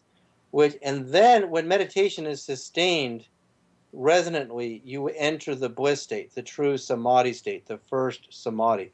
And once you get that first samadhi state, which is the third state of meditation, you'll be so addicted, you'll be meditating the rest of your life because there's nothing that can compare to it. Sex cannot compare to it. There's no pill, there's no plant, and I did them all when I was young, very young. They don't touch this state. None of them. I mean, the marijuana is a very foggy, luminous, buzzy brain, but believe me, that is nothing compared to this state. And this is exactly why so many people have picked up on meditation, and so many people have realized that this is the way to awaken our consciousness. We got a little over 5 minutes left, but Johnny's got a question for you real quick. Go ahead, Johnny. Well, it's unfortunate because it sort of takes us away from this higher consciousness, and I suppose it back down to earth, really. But the question was, there was a thing called the black hole sun, and it was basically showing a huge UFO sucking and pulling away from the sun with an umbilical cord. I wondered if you noticed that. And well, yeah, I what's actually your take on that? I took that footage and added filters and put it on the internet and saw that, and definitely. You see, some of these sacred geometry beings that I've met on the superluminal planes that are building everything in the universe, they're massive in size. They're massive in size. And some of them, attach themselves to the sun to re-energize themselves. See, the sun is the logos. Let's go to an amazing, amazing thing about the sun. I have a video on YouTube, which is linked on my website, about the sun and the logos. See, in the Bible, John 1, Jesus says in the English version, in the beginning was the Word, and the Word was with God, and the Word was God. Well, the English was taken from the Latin, which was taken from the Greek. And in the Greek, it doesn't say word, it says logos. In the beginning was the logos, and the logos was with God, and the logos was God. Well, logos in the Egyptian system is the sound of our sun. It's the vibration of our sun. In the Rig Veda, which is some of the oldest ancient Hindu manuscripts, it is said that the mantra Om that yogis chant is actually the sound of the sun. You actually perceive it. Pythagoras said that when you meditate properly, you will actually hear the sound of the sun, which is the true logos, the local vibration governing this solar system. The sun is energizing and tuning all of the planets and all of the spheres and all of the life and all of the astral life in this particular region of the universe. So it's a master tuned instrument. So Jesus in the Lord's Prayer in Aramaic said, "O thou from whom the breath of life comes, who films all realms with sound, light, and vibration." So he was addressing the logos, the sound and the light, as God, not some bearded man in the sky. He was communing with logos. And that's why we use sound in a perfect harmonic scale to turn on our light bodies. So there are beings out there. Some of these sacred geometry beings I met told me they're the makers of the true crop circles, that the sacred geometries and the crop circles, which I saw millions of geometries pulsating from these wheels. And these wheels in space are so enormous in size, I believe they are what's known as thrones. I mean, there's 9 levels of angels in the Judeo-Christian system, and the 7th level angels are called thrones, and the thrones are these giant circles that transport gods and angels and goddesses around the universe, and the thrones are the masters or the creators of the geometries, is I believe. And that experience Enoch had in the book of Enoch, where this giant crystal sphere lands on the ground and God and the archangel Michael and Gabriel are at his side. This is the first prophet in the Bible. the first UFO incident in history that we know of is this giant crystal UFO that lands on the ground. Wheels within wheels. And Enoch falls upon his face, and he enters, and he sees stars going by when he's on this craft with God. And then later, of course, Ezekiel. I'm losing my voice a bit here, so We forgive you. Don't worry. You still sound great. so anyway, that's what I'm getting at. So there are three levels of UFOs. There are the UFOs, the angelic thrones, which are powered by consciousness. There's no machinery involved. These are powered by the supreme consciousness of these higher and higher states of consciousness. And they are so powerful and so much faster than any of the UFOs beneath them. Beneath those are the UFOs of the pleasure gods and goddesses, the realms of the immense pleasure heavens. And then beneath those are the UFOs of the warfaring gods. And those are much more primitive machines. And so there's these three major bands of UFOs. And when you start to see some of the light phenomena, like the tether incident UFOs, you're probably looking at thrones. You're probably looking at the sacred geometry, supermaster creator beings of, the universe. And then you have these mechanistic type craft that eventually figure out how to pulse various metals with frequencies that turn those metals into pure light energy. This is one of the reasons I brought you on, not just because I've been following you for literally 10 plus years, if not close to 15 years, because you're so well versed in everything. You realize that mathematics is the true universal language. You recognize the tones. You realize that you make the connections where other people don't. I want to give you the floor for the final minute and a half before we go, but I want to ask you one quick question. Of the 35 years of meditation, how many years in it did it take you to reach that consciousness, that blissful consciousness? Well, I reached it very quickly, but I couldn't do it every day. Like I would do this 3-day Buddhist retreat that my dad led, and I went into this super expanded blissful state, and I actually heard the sound of the sun, and this was in the 80s and early 80s, and I was astounded that I was trying to find, does NASA know about the sound of the sun? And I finally read about it in a printed news article. This is before the internet was born, that they actually knew the sun was making a sound. Well, I heard it in the supreme expanded state of consciousness and in this early Buddhist retreat that I did. But I couldn't go into the state over and over. I just had no ability to repeat it. And I got to say, living and meditating with a lot of heavyweight gurus from India helps a lot because they transfer a lot of energy to you. But it's not until I really learned how to combine the deep breathing meditations with the insight meditation and the toning that I was able to hit it extremely regularly. Like really, I'm astounded almost every night. I feel like I'm floating down the stairs. My daughter's asleep. I look at her and I just can't believe how beautiful her little being is, and my wife, so beautiful. Everything I look out into the lake, 'cause we live on the lake. I look at the stars, I look at wood, I look at even a tomato on the counter. It's all unbelievable. Everything is so unbelievable in this state. And yet there is a physical component that seems like the ecstasy is radiating from the pineal gland.